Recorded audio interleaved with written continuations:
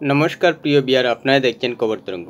জুলাই অভ্যুত্থানের পর বাংলাদেশ থেকে পালিয়ে ভারতে আশ্রয় নিয়েছিলেন শেখ হাসিনা এবং বাংলাদেশের অবৈধ সরকার শেখ হাসিনার ভিসা বাতিল করলেও ভারত সরকার তার মনোভাব পাল্টায়নি শেখ হাসিনাকে নিয়ে, তাই আশ্রয় এখনও দিয়ে গেছে।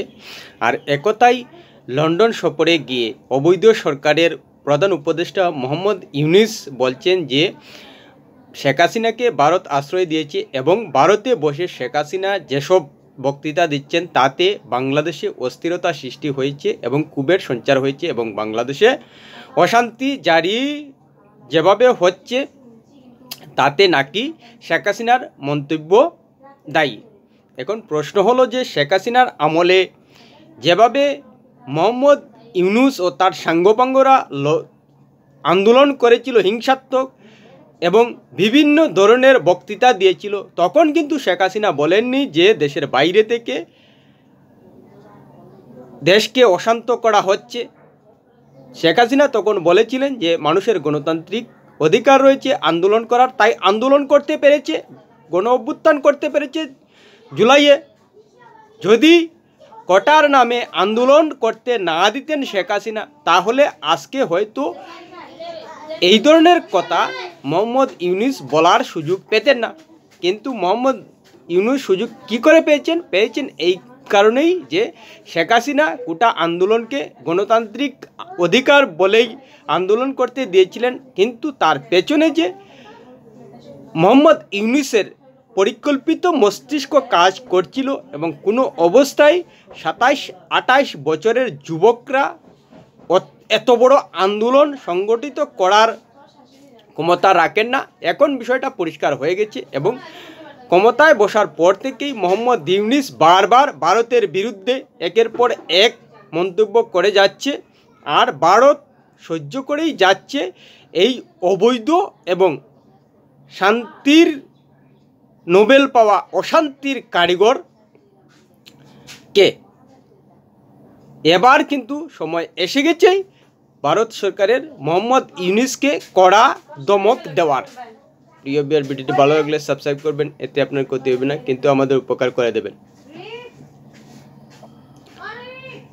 শেখ হাসিনা ভারতে রয়েছেন এবং শেখ হাসিনা বাংলাদেশে কী করেছেন না করেছেন রাজনৈতিক ক্ষেত্রে তা বিচার্য নয়, কারণ শেখ হাসিনা ভারতের সঙ্গে ভালো সম্পর্ক রেখেছিলেন প্রধানমন্ত্রী থাকা অবস্থায়, তাই সেই প্রতিদান হিসেবেই ভারত গণতন্ত্রপ্রেমী শেখ হাসিনাকে আশ্রয় দিয়েছে এবং অবশ্যই তার দলের নেতাকর্মীদের যেভাবে বর্তমান অবৈধ সরকার এবং শান্তির নোবেল পাওয়া অশান্তির কারিগর মোহাম্মদ ইউনূস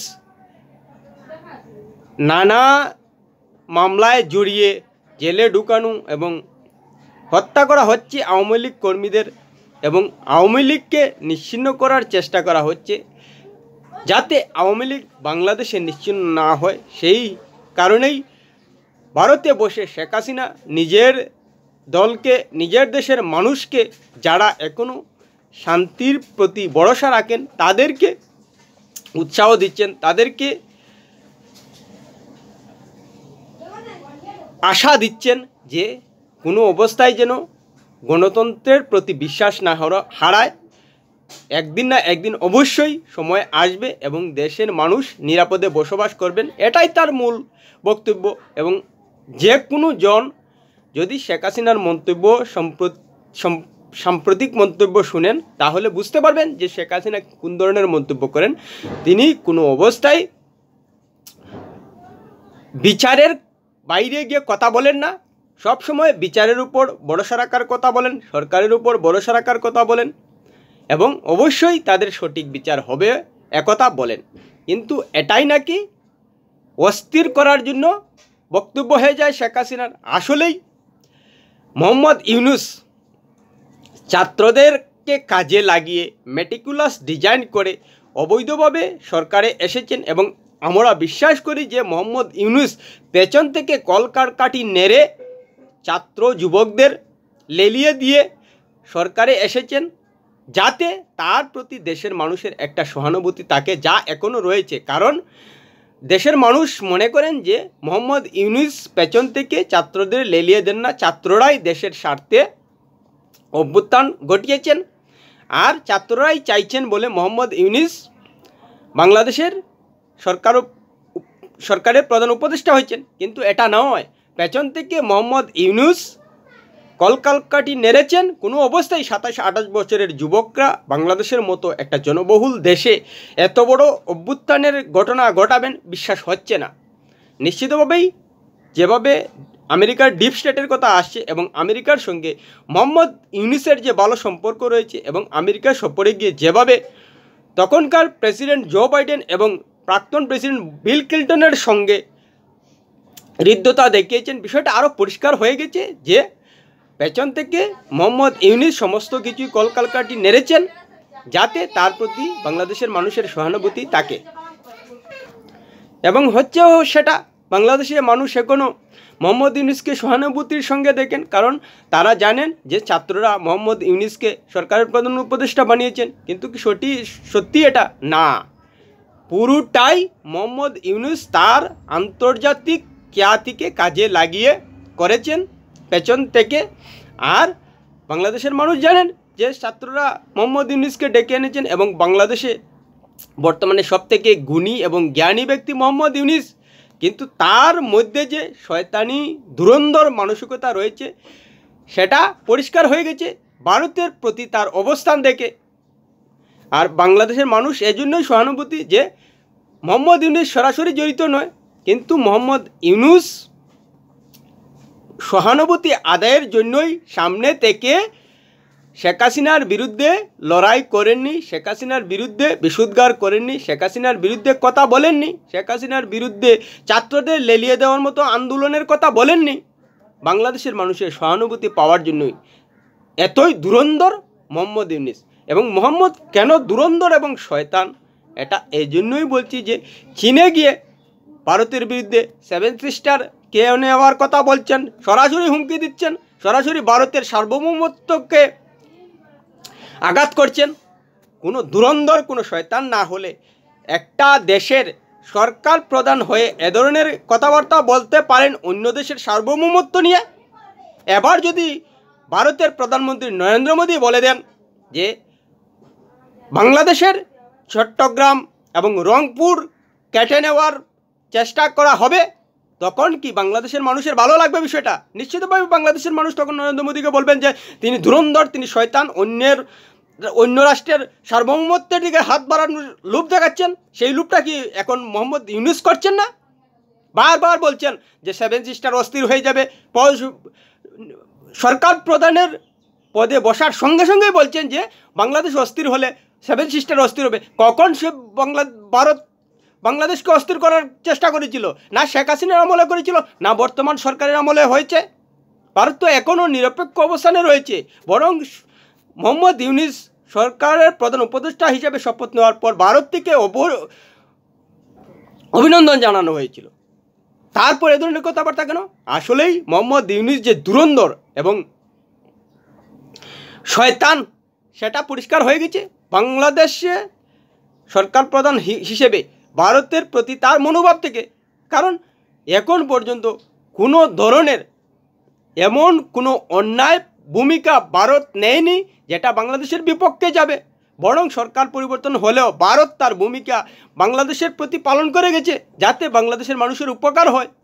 কিন্তু সেই জায়গায় দাঁড়িয়েও মোহাম্মদ ইউনূস ভারতের বিরুদ্ধে একের পর এক বিষোদ্গার করে যাচ্ছেন এবং শেখ হাসিনাকে আশ্রয় দেওয়ায়, যেহেতু শেখ হাসিনা থাকলে মোহাম্মদ ইউনূসের সমস্যা হবে, বাংলাদেশের আওয়ামী লীগের সমর্থক নেতাকর্মীরা উদ্বেল হবেন, উৎসাহ থাকবেন এবং আশা রাখতে পারেন এবং কোনো অবস্থায় যে আওয়ামী লীগকে ধ্বংস করা যাবে না শেখ হাসিনা ভারতে থাকলে, সেটাই তার সবথেকে অস্বস্তির কারণ, সেটাই তার সবথেকে চিন্তার কারণ। যার কারণেই ভারতের বিরুদ্ধে, ভারতকে জড়িয়ে শেখ হাসিনার বিরুদ্ধে মন্তব্য করছেন।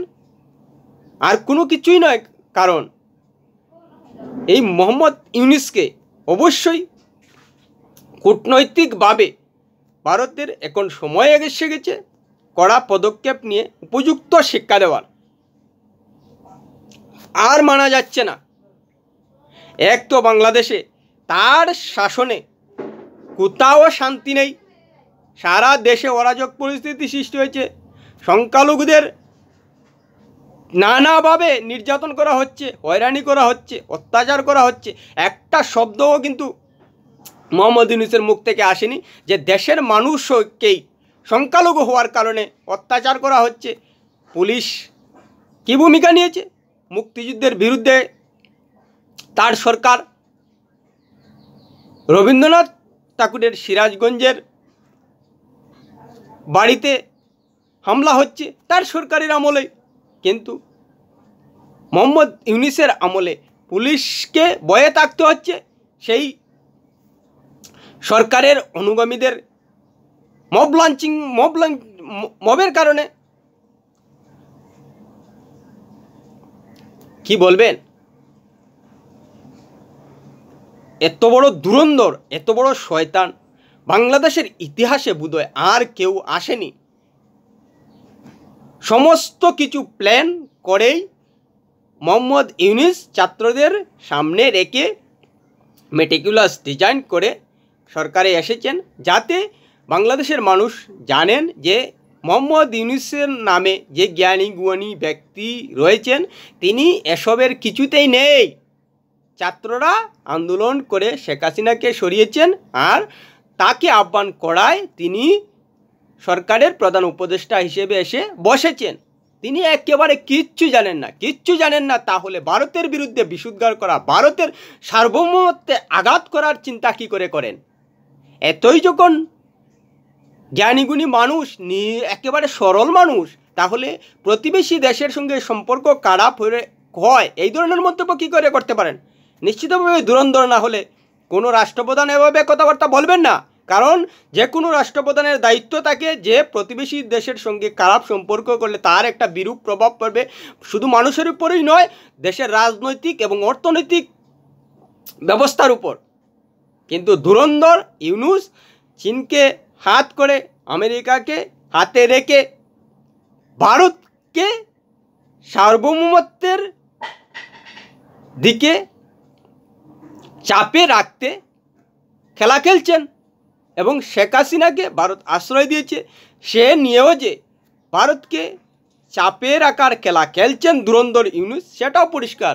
তাকে যদি সত্যি সে সরকারের প্রধান উপদেষ্টা হয়ে থেকে আর এবং বাংলাদেশে জাতীয় নির্বাচন করার তার দায়িত্বই থাকে, তাহলে অন্য দেশের সঙ্গে অন্য দেশে শেখ হাসিনা থাকলো কি থাকলো না তাতে তার কি যায় আসে যায়? বাংলাদেশে জাতীয় নির্বাচন অনুষ্ঠিত করুন আর সরে যান, তাহলেই তো হয়ে যায়। আসলে সেটা নয়, সমস্ত কিছুই শেখ হাসিনাকে সরানোর মূলেই মোহাম্মদ ইউনূসের মস্তিষ্ক কাজ করছিল, যার কারণেই সময়ে সময়ে ভারতের সার্বভৌমত্বের উপর আঘাত করার কথা বলেন। শেখ হাসিনা ভারতে রয়েছেন এবং শেখ হাসিনাকে ব্যবহার করে ভারতকে চাপে রাখার কথাবার্তা বলতে পারেন, এবং যেখানেই যান ভারতের প্রতি বিরোধিতা করেন, যেটা কোনো অবস্থায় বর্তমান অবস্থায় ভারত বাংলাদেশের মধ্যে সম্পর্ক স্বাভাবিক করবে না। আরে বাংলাদেশের মানুষ, আপনাদের বলছি, আপনাদের কিছু যায় আসে না, তাহলে ভারতের কি যায় আসে? কি উপকার করছেন বাংলাদেশের মানুষ ভারতকে? বরং ভারত উপকার করে যাচ্ছে সব সময়। আপনাদের কিছু যায় আসে না, আর ভারতের কি যায় আসবে? কি উপকার করেছে বাংলাদেশ ভারতের জন্য? কখন করেছে উপকার? বরং ভারত সবসময় করে যাচ্ছে। কি কি না জিনিসপত্র রপ্তানি করে যাচ্ছে বাংলাদেশে, সেসব যদি ভারত বন্ধ করে দেয় তাহলে বাংলাদেশের কি অবস্থা হতে পারে আপনাদের কোনো ধারণা আছে? কোনো রাজনৈতিক এবং আমদানি রপ্তানির কোনো সাধারণ জ্ঞান আছে আপনাদের? থাকলে একথা বলতেই পারতেন না। নিজের যে খাদ্যটা আসে সেই খাদ্যর উপর চাপ পড়ে যাবে, নিজের পেটে লাথি দেওয়ার সামিল হয়ে যাবে ভারতের সঙ্গে লাগতে গেলে। সেই জ্ঞানটুকু আপনাদের নেই। শুধু নিজেদের দিক বিবেচনা করে বলেন বা ভারতের সঙ্গে সম্পর্ক না রাখলে বাংলাদেশের কী এসে যায়? আরে বাংলাদেশের সঙ্গে সম্পর্ক না রাখলে ভারতের কী এসে যায়? তবুও ভালো প্রতিবেশীর খাতিরে ভারত সম্পর্ক রাখছে, রাখার চেষ্টা করে যাচ্ছে। ভারতের মহানতাকে কোনো অবস্থায় দুর্বল ভাববেন না। ভারত বর্তমানে অর্থনৈতিক দিক দিয়েও উপরে উঠে গেছে এবং সামরিক দিক দিয়েও যে উপরে উঠে গেছে সেটা পাকিস্তানের সঙ্গে 4 দিনের সংঘাতেই দেখতে পেয়েছেন। আর সেই জায়গায় দাঁড়িয়ে তো বাংলাদেশ একেবারে শিশু, না অর্থনৈতিক দিক দিয়ে না সামরিক দিক দিয়ে। তাহলে কি এত লম্পজম্প করছেন? প্রিয় বিয়ার ভিডিওটি ভালো লাগলে লাইক শেয়ার কমেন্ট করবেন।